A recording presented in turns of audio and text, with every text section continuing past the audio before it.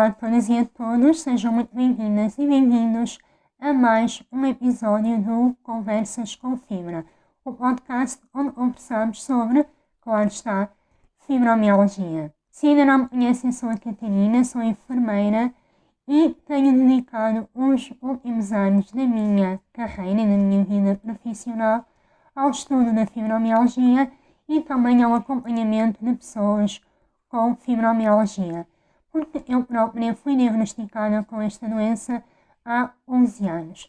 E então, desde aí, tem sido uma jornada de autodescoberta, de estudar o que é, de facto, a fibromialgia e como podemos geri-la da melhor forma possível para termos uma qualidade de vida o melhor possível. E hoje é um dia especial, estamos no dia 8 de março, Dia Internacional da Mulher, um dia que, infelizmente, continua a ser necessário e a fazer sentido para todas as mulheres, para todas as meninas deste mundo. Infelizmente, os nossos direitos ainda não estão garantidos. Nos últimos tempos temos vindo a verificar e a observar no mundo inteiro retrocessos em termos de direitos humanos. E quando falamos em retrocessos de direitos humanos, os direitos das mulheres e das crianças são aqueles que mais facilmente são revertidos e em muitos países até deixam de existir, como podemos ver por esse mundo afora. Por isso, sim, este dia continua a ser importante, sim, este dia continua a fazer sentido, é necessário continuar a falar em nome de todas as mulheres, de todas as meninas, e por muito que vivamos num país, numa sociedade onde já tenhamos conquistado alguns direitos, isso não nos dá o direito de achar que não há mais nada a fazer, porque há muito a fazer ainda no mundo inteiro, principalmente em países em que a mulher continua a ser tratada e considerada como um ser inferior. Portanto, como eu digo tantas vezes, enquanto houver no mundo uma só mulher, uma só menina vítima de violência, vítima de desrespeito, vítima de maus tratos e muitas vezes maus tratos que culminam na perda da própria vida, então sim, é preciso continuar a assinalar este dia todos os dias. E, como não poderia deixar de ser, hoje eu tinha de trazer um tema relacionado com a mulher, e o título deste episódio é precisamente porque é que a fibromialgia afeta mais mulheres do que homens. Porque sim, a fibromialgia também afeta homens, mas cerca de 90% das pessoas com fibromialgia são mulheres. E porquê é que isto acontece? Porquê é que, será que há algum motivo por trás destes números? Será uma mera questão de estatística ou de os homens não serem tão diagnosticados? Não, há motivos. E eu hoje vou trazer aqui os 4 principais fatores que fazem com que a fibromialgia seja muito mais prevalente nas mulheres. Então, vamos lá. E o primeiro fator, eu tenho aqui as minhas notas para não me esquecer de nada, como sempre. O primeiro fator prende-se com os fatores hormonais. Há um estudo muito interessante que investigou aqui a relação entre os níveis hormonais, e aqui estou a falar das 3 principais hormonas, estrogênio, progesterona e testosterona. E esse estudo faz uma relação entre estas hormonas, principalmente o estrogênio, e os sintomas da fibromialgia. E o que é que eles descobriram? Eles descobriram que quanto maior a flutuação, principalmente dos níveis de estrogênio na mulher, maior será a flutuação dos sintomas da fibromialgia, principalmente da sensibilidade à dor. O que é que eles demonstraram? Demonstraram que níveis mais elevados de estrogênio tendem a diminuir o nível de dor, porque há aqui uma relação entre o estrogênio e os mecanismos de processamento da dor. E o contrário também acontece. Quanto mais baixo, quando o nível de estrogênio decresce, há uma tendência a haver uma maior sensibilidade à dor. E como na fibromialgia já há, por base, esta alteração na modulação no processamento da dor, com esta diminuição do nível de estrogênio, esta amplificação da dor é potenciada. E foi isso que ele, assim, muito resumidamente, foi aqui o principal ponto deste estudo. É por isso que nós, mulheres, ao longo do nosso ciclo menstrual e também na menopausa, na perimenopausa e na menopausa, há uma alteração significativa dos sintomas. Mas vamos por partes. Por exemplo, no nosso ciclo menstrual, para mulheres que ainda menstruam, é natural, ali na fase menstrual, quando há um decréscimo do nível de estrogênio, as mulheres tendem a sentir mais dor. E isto também foi estudado aqui nesta investigação. Ou, por exemplo, nas mulheres grávidas, há mulheres grávidas com fibromialgia que relatam que durante a gravidez sentiram uma atenuação dos sintomas. Não são todas, ok, mas há uma grande parcela destas mulheres que sentiram uma certa melhoria nos sintomas, principalmente na dor. E isto prende-se também aqui a um nível de estrogênio que na gravidez tende a manter-se ali num nível equilibrado, não há ela descida abrupta como quando a mulher não está grávida durante o ciclo menstrual. E o mesmo acontece também na perimenopausa e na menopausa, é quando há uma maior flutuação hormonal, há um decréscimo hormonal, tende a ser uma fase muito difícil para estas mulheres que sentem um agravamento nos sintomas da dor, da fadiga, até no sono, um sono que já não era muito bom, piora bastante nesta altura, uma vez mais por causa destas flutuações hormonais. Ou seja, estes fatores hormonais são uma das causas, ou aparentam ser uma das causas para a fibromialgia ser mais prevalente nas mulheres. O segundo fator prende-se com o sistema imunitário feminino. O sistema imunitário nas mulheres tende a ser mais reativo, ou seja, está mais alerta, em média, isto aqui generalizando, como é óbvio.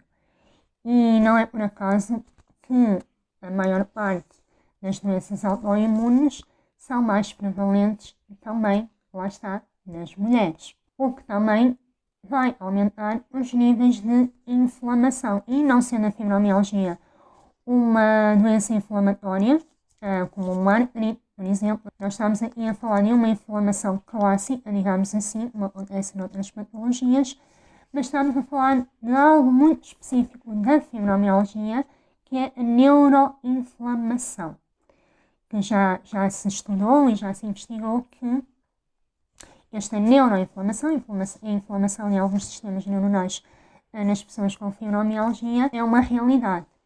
E há estudos que também relacionam aqui esta hiperreatividade do sistema imunitário com processos inflamatórios, no caso da fibromialgia, processos neuroinflamatórios. E então eles consideram, a investigação considera que este também pode ser um fator que contribui para a prevalência da fibromialgia nas mulheres. Também, não diretamente relacionada com a parte imunitária, mas também queria deixar aqui esta curiosidade. Também já conseguiram isolar alguns genes muito específicos que estão relacionados com o processamento da dor, que estão alterados, mais alterados, digamos assim, nas mulheres.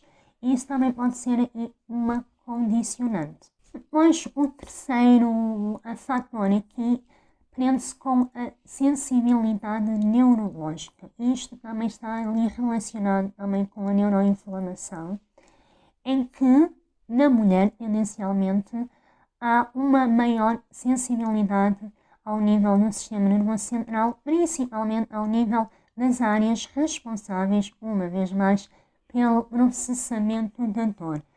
Ou seja, isto também vai ali tocar na parte dos fatores hormonais, das flutuações hormonais ao longo do ciclo da mulher. E este também pode ser um desses fatores que contribuem para esta prevalência, esta sensibilidade, esta hipersensibilidade da mulher à dor, a responder ou a reagir de uma forma mais exacerbada a estímulos dolorosos.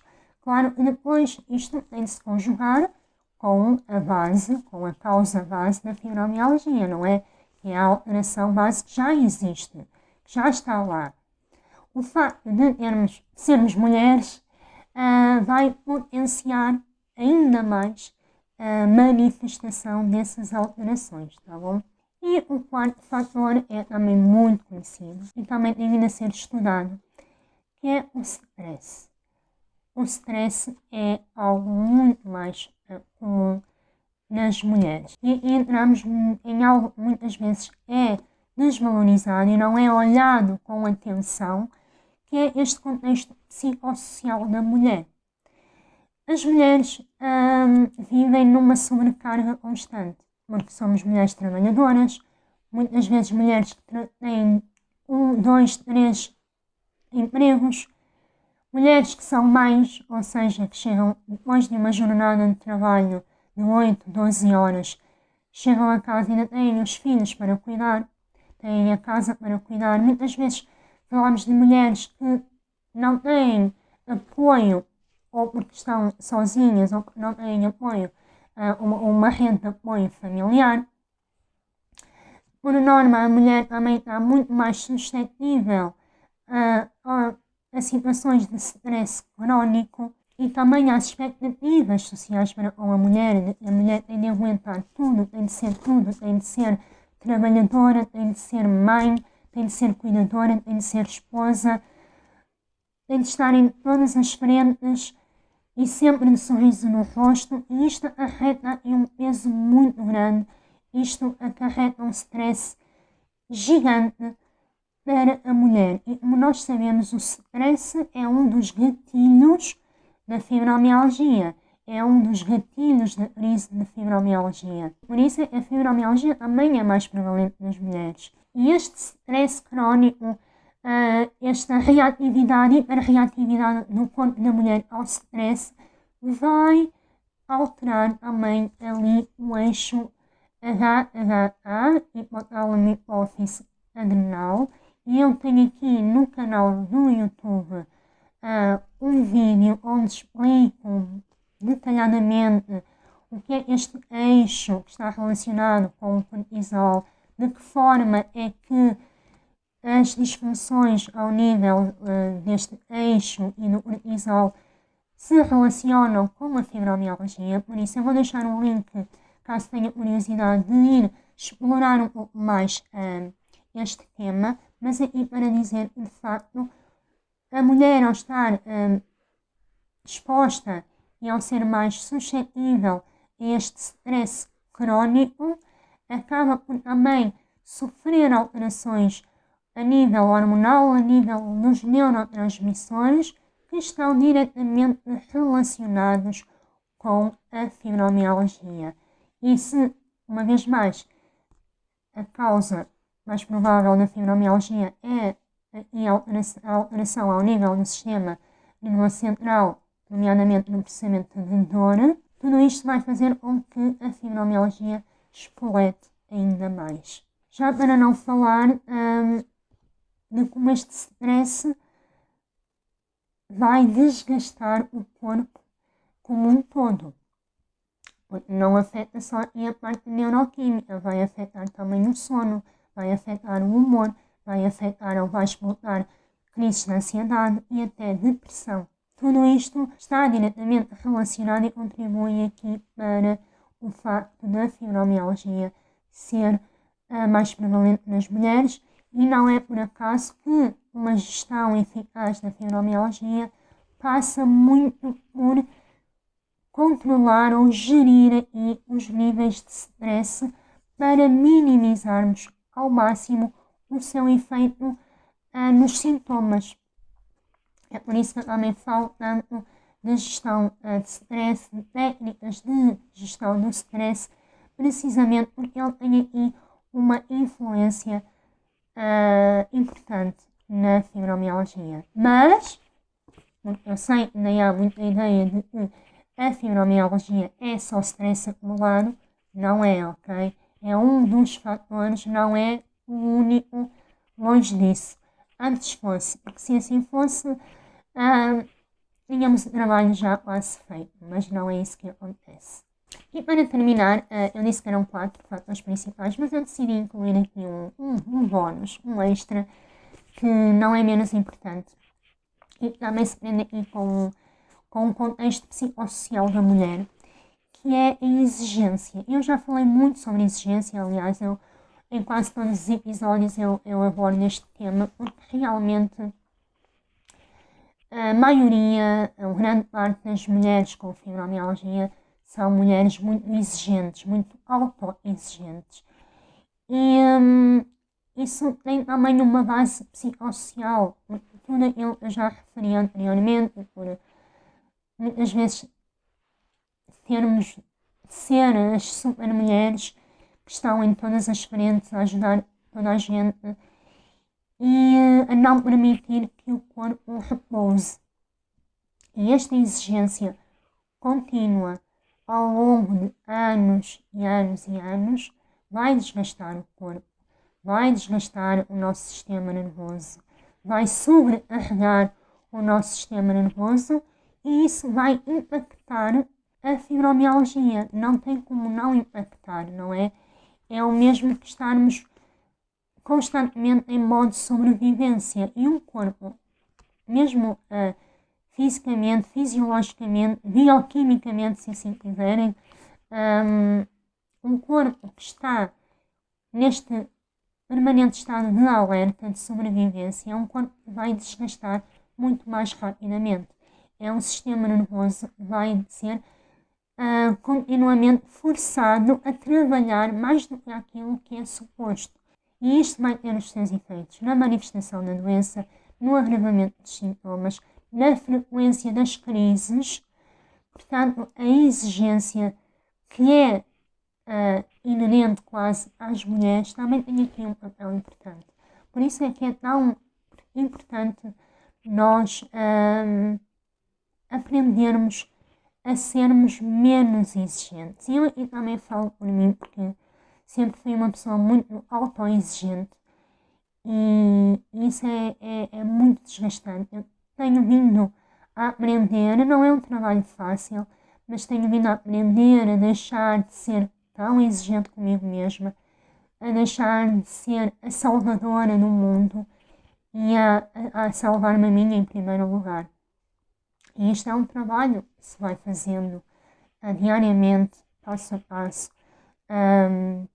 Deixar este perfeccionismo obsessivo um pouco de lado e tentar tirar carga, tirar peso do nosso sistema nervoso, tentar viver de uma forma mais leve, respirar mais, permitirmos-nos momentos de descanso, de repouso, sem sentir aquela culpa de não estarmos a fazer alguma coisa ou de não estarmos a ajudar alguém. E isto é o trabalho de uma vida, eu diria. Este desaprender a ser exigente. Porque a exigência, como eu digo muitas vezes, é a inimiga silenciosa da fibromialgia. Ela parece que está lá muito caladinha, mas depois, quando nós tomamos consciência, percebemos o mal que ela nos está a fazer. E para terminar este episódio, eu queria deixar aqui uma palavra para todas as mulheres com fibromialgia.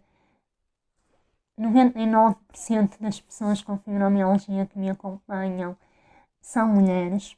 Eu falo maioritariamente para mulheres, a minha comunicação é dirigida para mulheres. Eu queria deixar aqui uma mensagem neste dia para todas as mulheres com fibromialgia, porque ser mulher ainda não é fácil, ainda não é um papel muito fácil, digamos assim. Uma mulher tem sempre muitos mais desafios para enfrentar ao longo da vida, por tudo isto que eu também já referi. E ser mulher sem fibromialgia já é uma tarefa árdua, ser mulher com fibromialgia é uma tarefa ainda mais árdua, ainda mais desafiante. E é por isso que eu queria deixar-lhe aqui uma palavra de apreço, dizer-lhe que, apesar de tudo, apesar de ter uma doença como a fibromialgia, você continua a ser uma mulher incrível, continua a ser uma mulher maravilhosa na sua essência. E nunca se esqueça disso. Nunca se esqueça que não há rótulo nenhum, não há doença nenhuma que possam alterar aquilo que você é enquanto pessoa, enquanto ser humano na sua essência. E nunca se esqueça, você merece ser respeitada, você merece ser cuidada, você merece ser amada, você merece ser tratada com ternura, com respeito.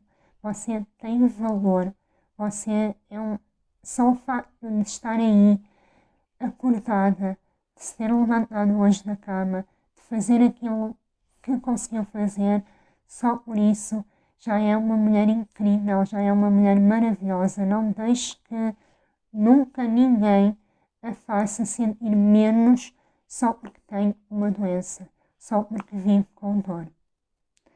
Não permita que ninguém lhe falte ao respeito. Não permita que ninguém, seja quem for, ultrapasse os seus limites. Não permita que ninguém ouse sequer dizer aquilo que você deve ou não deve ser. Não permita que ninguém a maltrate. Não permita que ninguém a inferiorize. Não permita que ninguém lhe diga que não tem valor. Porque você tem valor. Tem valor na sua essência, tem valor por ser quem é, por estar aqui, nesta vida, neste mundo, independentemente daquilo em que acredita, tem valor. E não há doença nenhuma no mundo que lhe vá tirar esse valor pessoal. O nosso valor, o seu valor, o meu valor, o valor de todas as mulheres, não está naquilo que nós fazemos. O nosso valor está naquilo que nós somos, a cada dia. Está naquilo que nós escolhemos entregar. O nosso valor está na nossa essência humana, na nossa empatia, no nosso cuidado, no nosso amor próprio. E por falar em amor próprio,